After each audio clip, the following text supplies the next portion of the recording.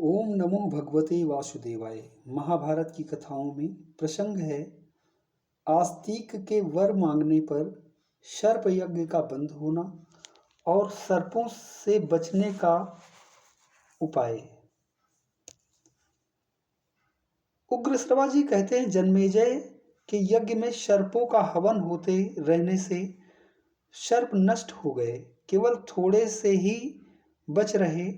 इससे वासुकी नाग को बड़ा कष्ट हुआ। घबराहट के मारे उनका हृदय व्याकुल हो गया। उन्होंने अपनी बहन जरत्कारु से कहा, बहन, मेरा अंग अंग जल रहा है, दिशाएं नहीं सूझती, चक्कर आने के कारण बेहोश सा हो रहा हूँ, दुनिया घूम रही है, कलेजा फटा जा रहा है। मुझे ऐसा दिख रहा है कि अब मैं भी विवश होकर इस धधकती आग में गिर जाऊंगा। इस यज्ञ का यही उद्देश्य है। मैंने इसी समय के लिए तुम्हारा विवाह जरत्कारु ऋषि से किया था। अब तुम हम लोगों की रक्षा करो। ब्रह्मा जी के कथनानुसार तुम्हारा पुत्र आस्तिक इस सर्प यज्ञ को बंद कर सकेगा। या वह बालक होने पर भी श्रेष्ठ वेद वेत्ता और वृद्धों का माननीय है। अब तुम उससे हम लोगों की रक्षा के लिए कह दो। अपने भाई की बात सुनकर ऋषि पत्नी जरत्कारु ने सब बात बतलाकर नागों की रक्षा के लिए आस्तिक को प्रेरित किया। आस्तिक ने माता की आज्ञा स्वीकार कर वासुकी से कहा, नागराज, आप मन में शांति रखिए। मैं आपसे सत्य सत्य कहता हूँ कि उस शाप से आप लोगों को मुक्त कर दूंगा। मैंने हास विलास में कभी असत्य भाषण नहीं किया है, इसलिए मेरी बात झूठ न समझो। मैं अपनी शुभ वाणी से राजा जन्मेजय को प्रसन्न कर लूंगा और वह यज्ञ बंद कर देगा। मामा जी, आप मुझ पर विश्वास कीजिए। इस प्रकार वासुकी नाग को आश्वासन देकर आस्तिक सर्पों को मुक्त करने के लिए यज्ञशाला में जाने के उद्देश्य से चल पड़े। उन्होंने वहां पहुंचकर देखा कि सूर्य और अग्नि के समान तेजस्वी सभासदों से यज्ञशाला भरी है। द्वारपालों ने उन्हें भीतर जाने से रोक दिया। अब वे भीतर प्रवेश पाने के लिए यज्ञ की स्तुति करने लगे। उनके द्वारा यज्ञ की स्तुति सुनकर जन्मेजय ने उन्हें भीतर आने की आज्ञा दे दी। आस्तिक यज्ञ मंडप में जाकर यजमान ऋत्विज सभासद तथा अग्नि की और भी स्तुति करने लगे। आस्तिक के द्वारा की हुई स्तुति सुनकर राजा, सभासद, ऋत्विज और अग्नि सभी प्रसन्न हो गए। सबके मनोभाव को समझकर जन्मेजय ने कहा, यद्यपि यह बालक है, फिर भी बात अनुभवी वृद्धों के समान कर रहा है। मैं इसे बालक नहीं, वृद्ध मानता हूँ। मैं इस बालक को वर देना चाहता हूँ। इस विषय में आप लोगों की क्या सम्मति है? सभासदों ने कहा, ब्राह्मण, यदि बालक हो तो भी राजाओं के लिए सम्मान्य है। यदि वह विद्वान हो तब तो कहना ही क्या है। अतः आप इस बालक को मुंहमांगी वस्तु दे सकते हैं। जन्मेजय ने कहा, आप लोग यथाशक्ति प्रयत्न कीजिए कि मेरा यह कर्म समाप्त हो जाए और तक्षक नाग अभी यहाँ आ जाए। वही तो मेरा प्रधान शत्रु है। ऋतुजों ने कहा, अग्निदेव का कहना है कि तक्षक भयभीत होकर इंद्र के शरणागत हो गया है। इंद्र ने तक्षक को अभयदान दे दिया है। जन्मेजय ने कुछ दुखी होकर कहा, आप लोग ऐसा मंत्र पढ़कर हवन कीजिए कि इंद्र के साथ तक्षक नाग आकर अग्नि में भस्म हो जाए। जन्मेजय की बात सुनकर होता ने आहुति डाली। उसी समय आकाश में इंद्र और तक्षक दिखाई पड़े। इंद्र तो उस यज्ञ को देखकर बहुत ही घबरा गए और तक्षक को छोड़कर चलते बने। तक्षक क्षण क्षण अग्नि ज्वाला के समीप आने लगा। तब ब्राह्मणों ने कहा, राजन, अब आपका काम ठीक हो रहा है, इस ब्राह्मण को वर दीजिए। जन्मेजय ने कहा, ब्राह्मण कुमार, तुम्हारे जैसे सत्पात्र को मैं उचित वर देना चाहता हूँ, अतः तुम्हारी जो इच्छा हो प्रसन्नता से मांग लो, मैं कठिन से कठिन वर भी तुम्हें दूंगा। आस्तिक ने कहा, यह देखकर कि अब तक्षक अग्निकुंड में गिरने वाला है, अवसर से लाभ उठाया।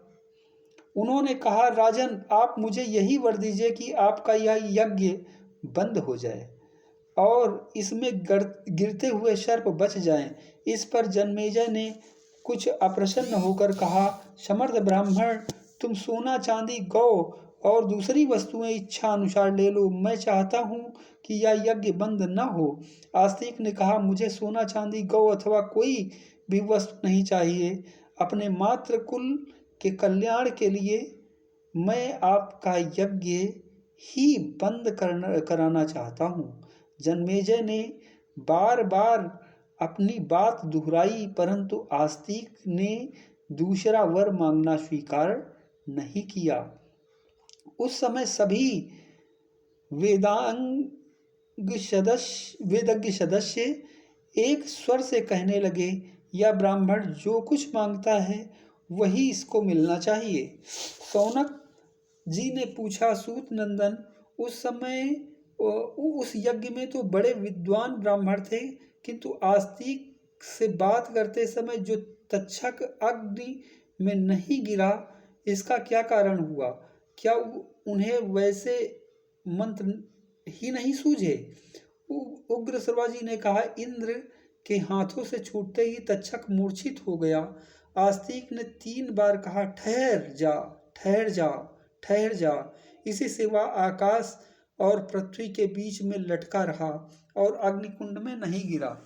शौनक जी सभासदों के बार बार कहने पर जन्मेजय ने कहा, अच्छा, आस्तिक की इच्छा पूर्ण हो, या यज्ञ समाप्त करो। आस्तिक प्रसन्न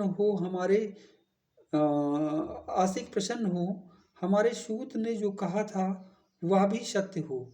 जन्मेजय के मुंह से यह बात निकलते ही सब लोग आनंद प्रकट करने लगे। सभी को प्रसन्नता हुई। राजा ने ऋत्विज और सदस्यों को तथा जो अन्य ब्राह्मण वहां आए थे उन्हें बहुत दान दिया। जिस सूत ने यज्ञ बंद होने की भविष्यवाणी की थी उसका भी बहुत सत्कार किया।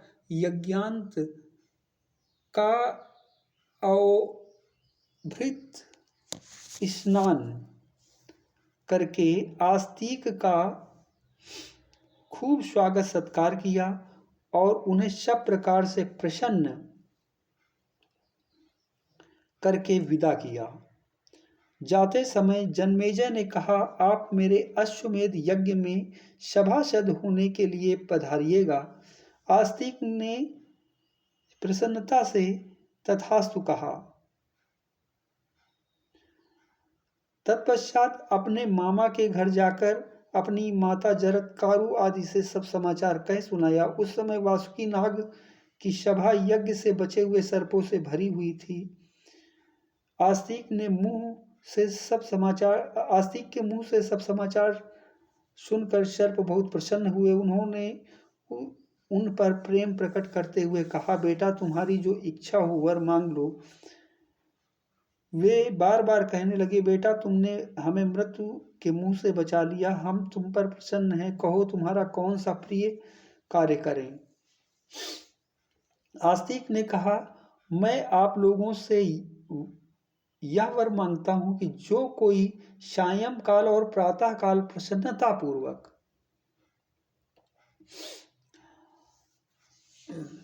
इस धर्ममय उपाख्यान का पाठ करे, उसे सर्पों से कोई भय न हो। यह बात सुनकर सभी सर्प बहुत प्रसन्न हुए। उन लोगों ने कहा, प्रियवर, तुम्हारी यह इच्छा पूर्ण हो। हम बड़े प्रेम और नम्रता से तुम्हारा मनोरथ पूर्ण करते रहेंगे। जो कोई असित, आर्तिमान और सुनीत मंत्रों में से किसी एक का दिन या रात में पाठ कर लेगा, उसे सर्पों से कोई भय नहीं होगा। वे मंत्र क्रमशः ये हैं। यो जरत्कारुणा जातो जरत्कारो महायशाः आस्तिकाः आस्तिका सर्पशत्रे यः पत्रगान यो अभ्यरक्षत तम स्मरन्तं महाभागा न मां हिंसुतुम् अर्हति। पुनः यो जरत्कारुणा जातो जरत्कारो महायशः आस्तिका सर्पशत्रे वा आस्तिका सर्पशत्रे वह पत्रगान यो अभ्यरक्षत ते स्मरन्तं महाभागा न मां हिंसुतुमर्हति। जरत्कारु ऋषि से जरत्कारु नामक नाग कन्या में आस्तिक नामक यशस्वी ऋषि उत्पन्न हुए।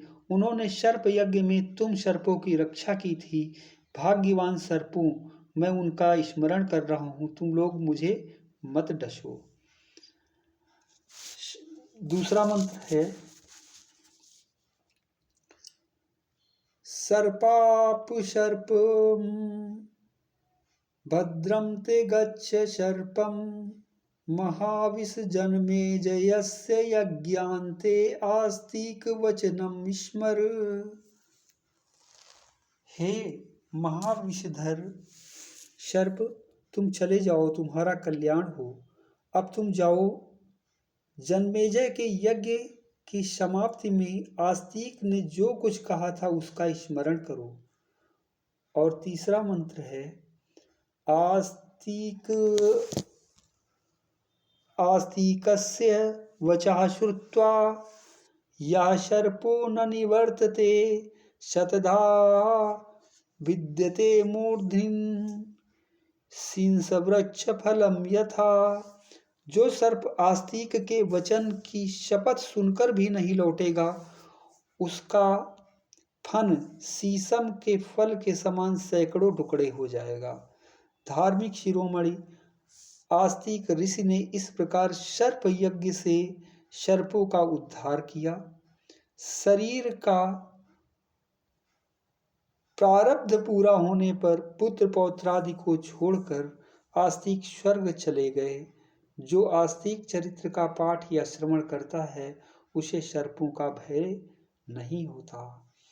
ओम नमो भगवते वासुदेवाय।